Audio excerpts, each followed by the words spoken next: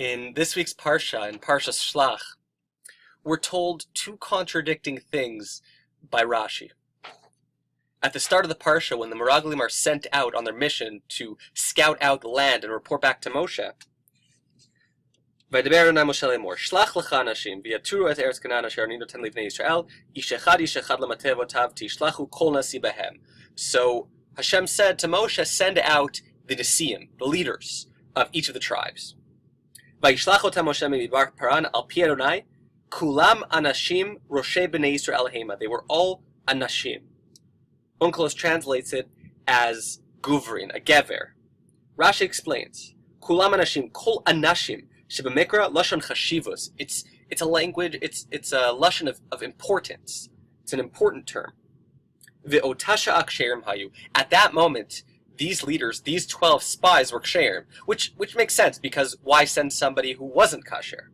The problem is that just a few psukim later, when they come back to report, Rashi says, "Vayalchu vayavo el Moshe ve'el Aaron ve'el kol ha'ada b'nei Yisrael midbar paran kadesha ve'yashivu otam dvar ve'et kol ha'ida vayaru peri ha'aretz." And then they told her lashon hara. Vayelchu vayavo, and they went and they came. Says Rashi, what's with the extra? Vayelchu, it could have just said vayavo. What vayelchu vayavo? Mahu vayelchu lahakish halichatan leviatan, to say that just how they came back, that's how they left, with that mindset. Ma biatan be'itzara, when they came back, they had a negative notion, a negative plan. Af halichatan be'itzara, when they left, they had that same plan, they had a negative plan. But didn't Rashi just finish telling us that they were ksherim? They couldn't have left with a negative plan and being ksherim at the same time. So the Gur Aryeh points this out, the Maharal Prague.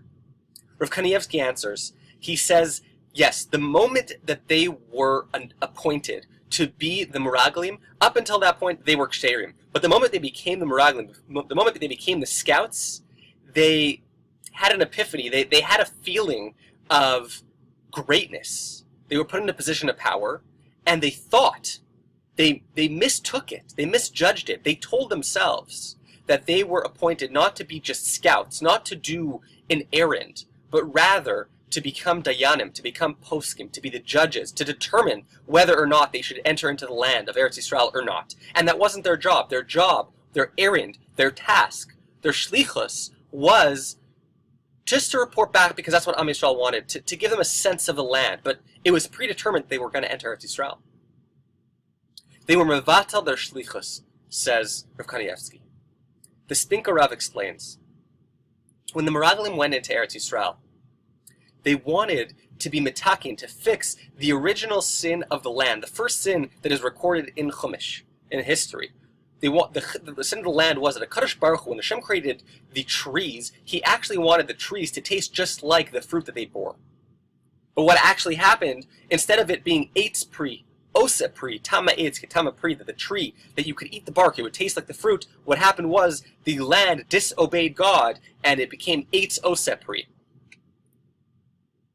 The tree only brought forth fruit and didn't bear that resemblance to fruit.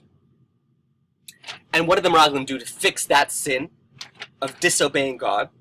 Well, vayavo ad nachal eshkol, during their scouting mission, vayavo ad nachal eshkol, vaychertu misham zmora, they cut off a zmora, ve'eshkol anavim echad. So they took the grapevine with the grapes on it. They took the vine as well as the grapes. They wanted to bring those two things together, to have eitz and pri together. But what happened? Vayisa'uhu. They raised themselves up. They looked at themselves as dayanim, as poskim, bamot, bishnaim. And then once again, bishnaim, it became two. Zmora and eshkol were separated, just as that original sin of the land. What happened was, they destroyed it, just like the land did. They disobeyed God. They disobeyed their shlichus. They went against their shlichus. At the end of the day, the eitz is the mishaleach and the pri is the shaliach. And they took a mind of their own. So the pri, the fruit, didn't match up to the tree. Spinka Rav continues. He says, the only fruit that does have tama eitz ketama pri is an esrog that we use on Sukkos. Esrog is Rosh Tevos for the pasuk in Tehillim that David HaMelech says, Al tivo'eni regel gaiva. It was their gaiva. That's what stopped them from that greatness. When it came to the shlichim of Yoshua, they fixed it. The shlichim of Yoshua, it says in Perek Beis, in the first pasuk of Perek Beis, Vayishlach Yoshua anashim meraglim cheresh. He sent some meraglim, unnamed. They don't have names. He sent some scouts, cheresh. What is cheresh? So the Midrash Rabbah says, number one, these scouts were Pinchas and Kalev. Number two, cheresh. They were kadarim. They were potters. And they would sit around in Eretz Yisrael and they'd say, who wants some pottery? Who wants some earthenware vessels? Just so that they couldn't be figured out. They couldn't be detected as scouts, but rather as peddlers, as merchants. The Chidushei Arim explains, why do we need to know this? Why specifically were they potters? Did they decide to work with earthenware, with cheres? Because, as we know, when it comes to Hilchos Tumah, the halachos of impurity, a kli cheres, a vessel made out of pottery, can only become tameh by what's inside it, not from the outside. A kli cheres, it has no importance whatsoever. It's just a kli. It's what's inside it that matters. They completely, Pinchas and Kalev, the meraglim, they completely were mevatel themselves to the shlichus. That's what it takes to succeed. Not to make that decision to become dayanim and poskim. The Sfas Emes explains in his Pirush on Perkei Avos. Perkei Avos very famously says, that Hillel HaZaken said, Im eina anili mili, ukshe'ani la'atzimani v'im lo achshavei matai.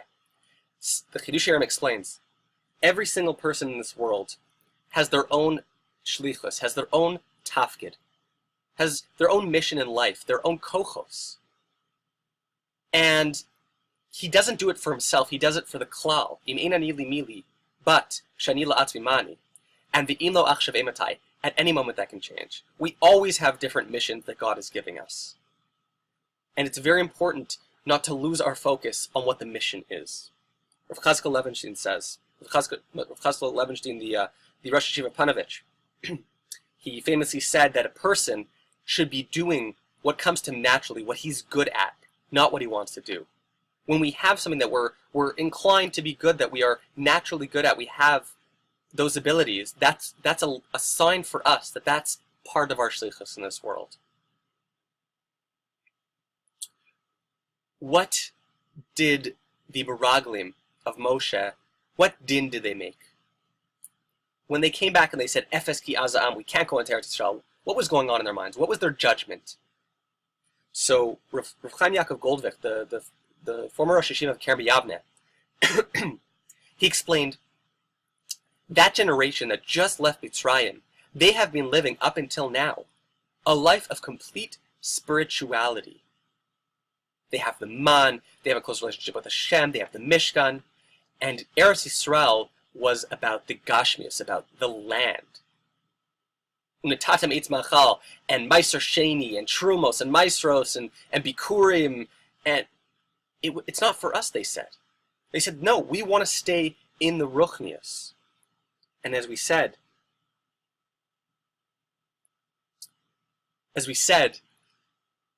there are different tafkidim, there's different missions for different times. They didn't understand that. The Zohar HaKadosh explains this out a little bit further. It says that the Nesiim were afraid of losing their jobs. They said, Moshe is going to get other Nesiim instead of us.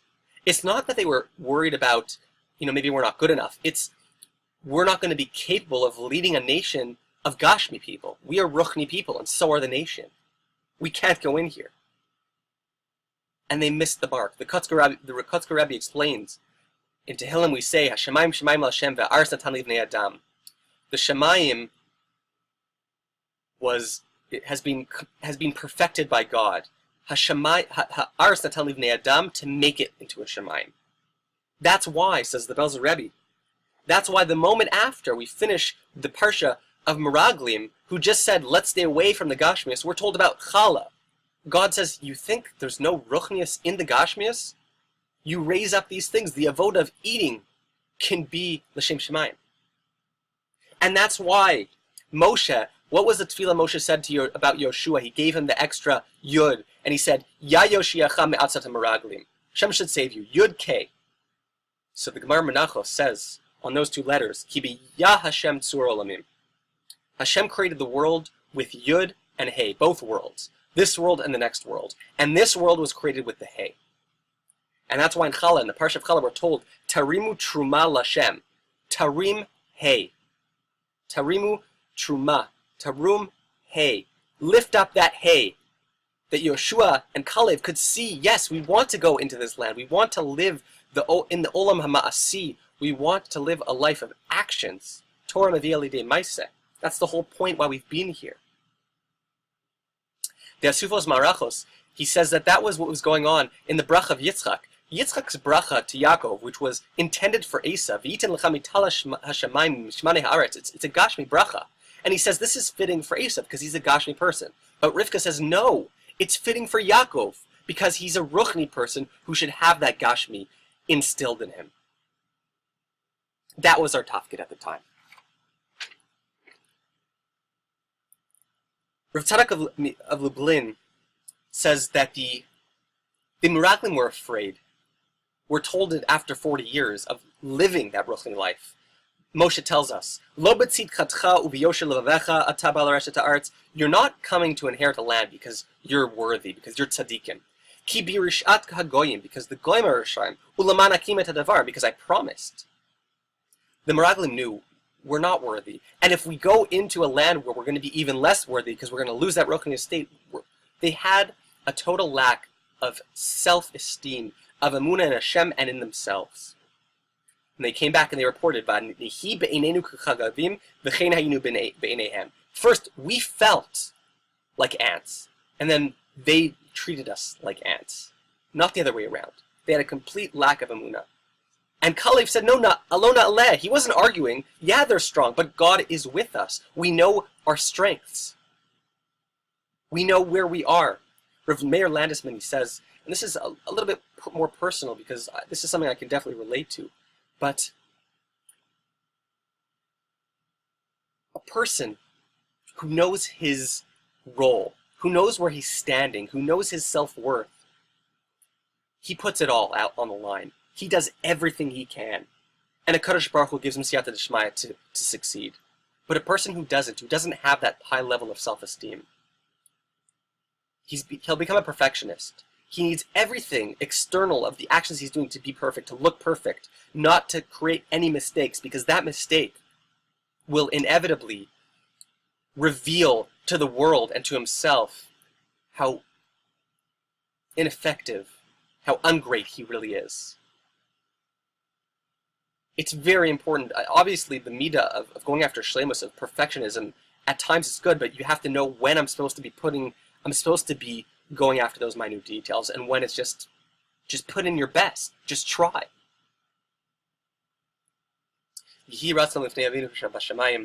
That we should try to hone in and focus on what our strengths are from day to day, from week to week, from year to year. Achieve what we were put on this earth for, and believe in ourselves, and God will assist us. Good Shabbos.